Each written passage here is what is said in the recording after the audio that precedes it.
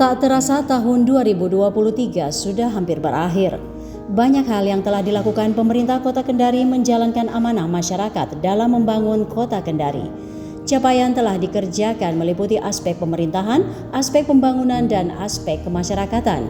Aspek pemerintahan meliputi kesehatan, pendidikan, infrastruktur, dan pelayanan publik. Di sektor kesehatan, Kota Kendari membuat inovasi dalam penanganan stunting melalui program Keluarga Asuh Stunting. Program ini memberikan pendampingan dalam peningkatan gizi kepada bayi dan ibu hamil yang rawan menderita stunting.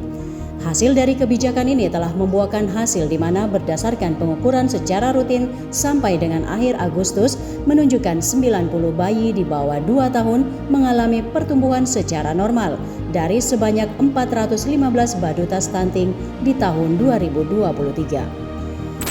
Tahun 2023, capaian cakupan layanan kesehatan semesta atau Universal Health Coverage yang luar biasa sebesar 97,89% dari total penduduk 340.055 jiwa menunjukkan komitmen yang kokoh pemerintah Kota Kendari dalam menyediakan akses kesehatan yang merata bagi seluruh masyarakat. Atas capaian ini, pemerintah Kota Kendari menerima penghargaan dari Badan Penyelenggara Jaminan Sosial Kesehatan. Penghargaan ini diberikan secara langsung oleh Direktur SDM dan Umum BPJS Kesehatan Republik Indonesia kepada pemerintah Kota Kendari. Layanan kesehatan semesta ini bisa semakin maksimal dengan meningkatnya status Rumah Sakit Umum Daerah Kota Kendari menjadi klasifikasi tipe B. Bersamaan dengan ini, RSUD Kota Kendari juga mendapatkan sertifikat akreditasi bintang 5 atau paripurna. Hal ini juga ditunjang dengan beroperasinya RSUD Antero Hamra. Rumah sakit tipe D ini memiliki sarana prasarana sekelas rumah sakit tipe C, memiliki 67 tempat tidur, serta dilengkapi dengan alat kesehatan yang memadai serta sejumlah fasilitas lainnya. Selain Rumah Sakit Antero Hamra, pemerintah Kota Kendari juga membangun Puskesmas Kandai dengan berbagai fasilitas rawat inap. Sedangkan untuk penanganan kemiskinan ekstrim, pemerintah Kota Kendari telah melakukan sejumlah intervensi, di antaranya membayarkan premi jam kesda untuk 24.102 jiwa masyarakat miskin, rehabilitasi rumah tidak layak huni bagi 50 kakak miskin, dan bantuan beasiswa bagi 3.503 siswa kurang mampu. Di samping itu dilakukan verifikasi dan validasi data yang berada di bawah garis kemiskinan dengan melibatkan aparat di wilayah secara berjenjang. Berdasarkan intervensi tersebut, dari sebanyak 811 jiwa masyarakat miskin ekstrim, pemerintah Kota Kendari sudah menangani sebanyak 390 jiwa atau masih ada sebanyak 421 jiwa yang belum tertangani dan sudah dianggarkan untuk dilakukan intervensi penanganan melalui dana APBD tahun 2024.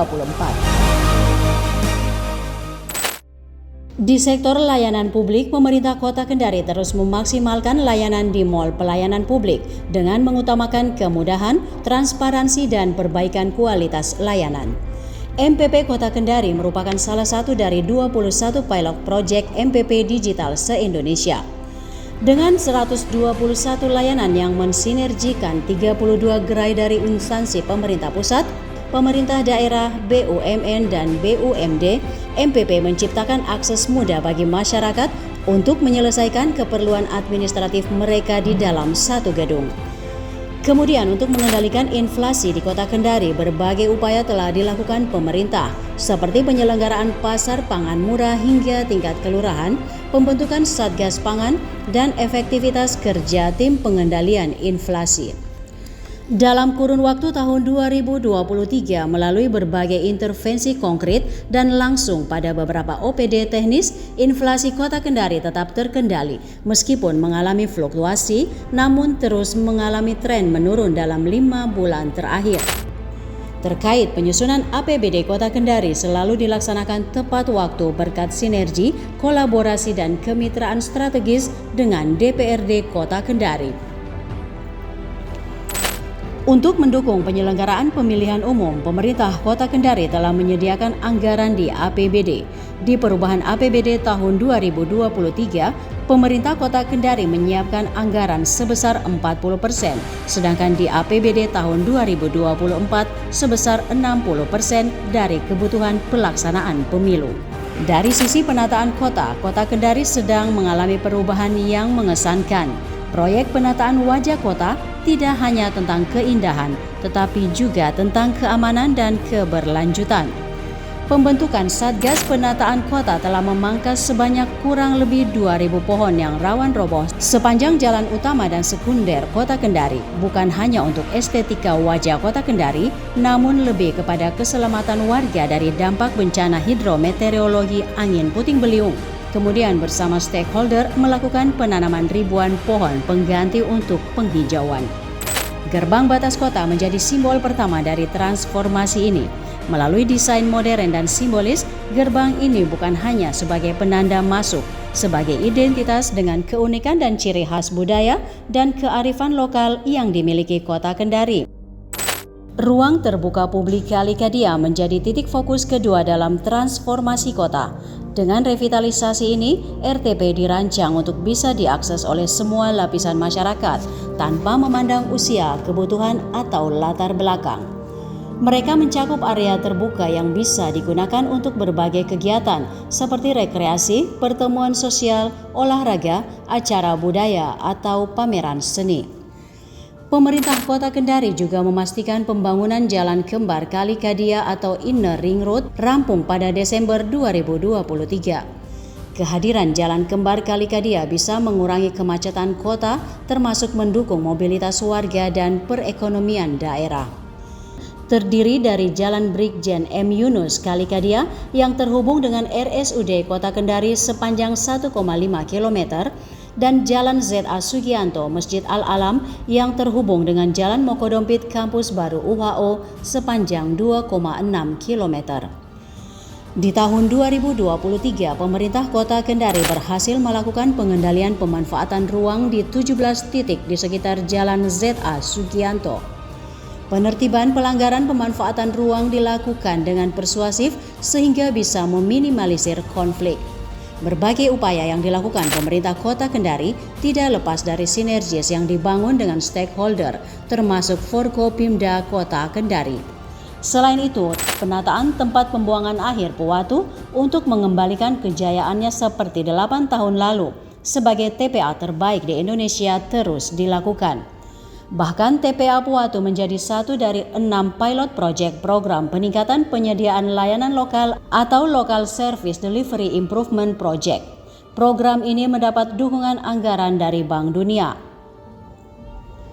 Dari berbagai upaya dan kerja keras, pemerintah Kota Kendari menerima berbagai penghargaan tingkat nasional, regional, dan provinsi.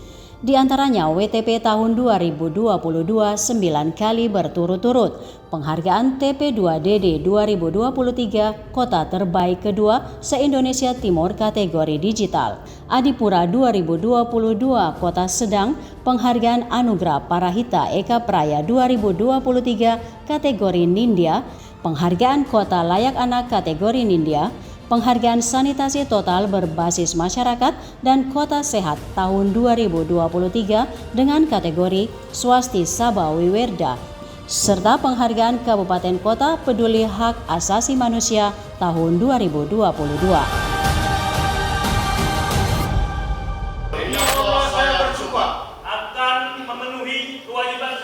Akan memenuhi kewajiban saya sebagai penjabat Wali Kota Kendari. Di penghujung tahun 2023 terjadi pergantian kepemimpinan di Kota Kendari dari penjabat Wali Kota Kendari Asmaoto Sepu ke penjabat Wali Kota Kendari Muhammad Yusuf. Pelantikan dilakukan penjabat Gubernur Sulawesi Tenggara Andap Budi Revianto di ruang Pola Kantor Gubernur Sulawesi Tenggara.